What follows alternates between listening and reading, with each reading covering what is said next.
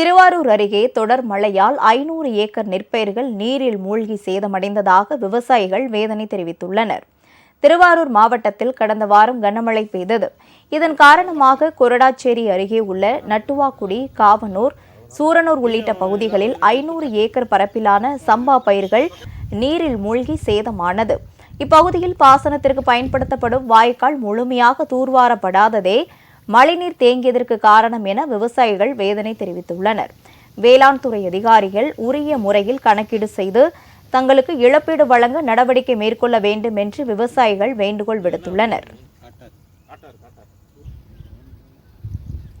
இதேபோல் தஞ்சை மாவட்டத்திலும் மழையால் நெற்பயிர்கள் தண்ணீரில் மூழ்கி சேதமடைந்துள்ளது.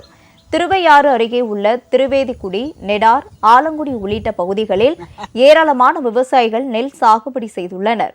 இந்நிலையில் வயல்களில் தண்ணீர் வடியாமல் இருப்பதால் சில இடங்களில் பயிர்கள் அழுகத் தொடங்கியுள்ளன.